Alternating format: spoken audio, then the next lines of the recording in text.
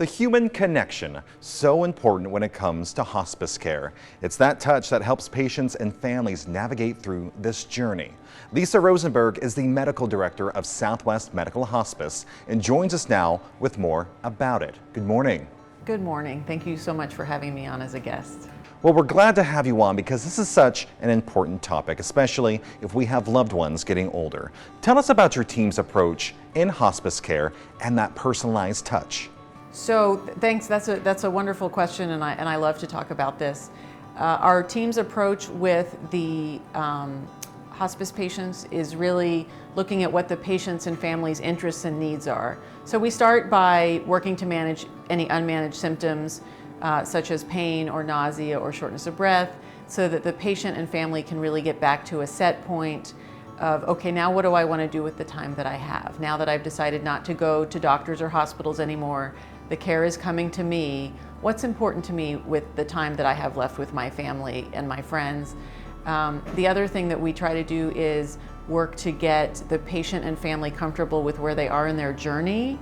So sometimes the patient might say, okay, I know where I am, and the family's not ready to recognize how advanced a disease has gotten, for instance. So it seems like the team is really helping provide that closure.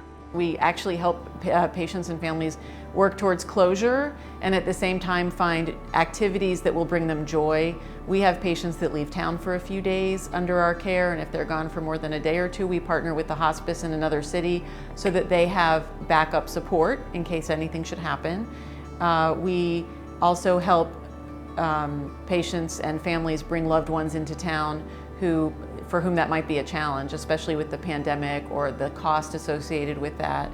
So our social workers are so instrumental in helping patients achieve those goals also, bringing family members in. Some of the best work I think that we do is helping families even patch things up before closure needs to happen. I think that's so important when we're able to achieve that. And with your team, how do they cope with this intensity of end-of-life issues on a daily basis? So we have challenges every day, and I want to basically sing the praises of all of our team members. Probably the people that are in the homes most often are the nurses and the CNAs, and they really see the struggles over and over and over again, and they see the journeys that the patients are taking. So we have IDG meetings where we really discuss in detail what a family's challenges are and what's the best way to help them. Do they need more community resources beyond what hospice provides? We work with the VA system when that's appropriate to get or to continue extra help in the home. We also have a bereavement counselor that can go in and work with families before the patient has passed, and he's really there for the patient and the family. If they're really struggling with what's ahead, in addition to our chaplains, we also have a bereavement counselor that specializes in that preparation. And it's from the services of a multidisciplinary team. Can you define that for us? Hospice, by definition, is a multidisciplinary or interdisciplinary work that is done. So we address the physical, the spiritual, the social and psychological needs, and it really takes the whole team.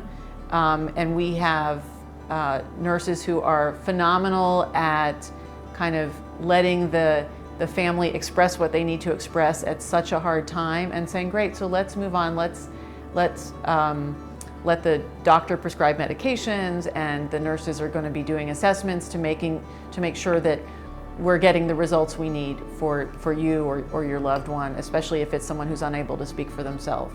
And education is key to it, right? What we do, I think one of the best gifts that we give is to take the fear out of the process and help educate families about what they'll see, what this is going to look, what their loved one might look like, the changes they might observe, and that these are normal and they're not an emergency. It's just a normal process that is the end of the life cycle that we like a lot less than the beginning, which is more fun to talk about. And to help the team, there's also a team of volunteers, right? We actually have a phenomenal volunteer team, including those that can bring pet therapy into people's homes. They can be just company for someone who's living alone. It can just be companionship. If someone has it in their heart to prepare a meal for someone for whom that's difficult, they can do that. Our volunteers do not provide patient care or administer medication, so that falls on the healthcare team. Our volunteers also can just be a break for a caregiver, right? So they might stay with someone who doesn't communicate much anymore, for instance, a very demented patient, but the family member needs to go to a doctor's appointment or wants to have dinner with a friend or just needs to go for a walk by themselves. And there's virtual and in-person opportunities to do that. Lisa, we appreciate your guidance on this morning, so thank you for your time. And the work that your team does there, we know that you're very grateful for them as well. If you're interested in learning more about the hospice level of care or would like to volunteer for Southwest Medical Hospice, please call this number on your screen. It's 702-671-1111. Again, one more time, 702-671-1111. We'll also have this listed on our website, LasVegasMorningBlend.com, and there's a website on your screen, smalv.com as well.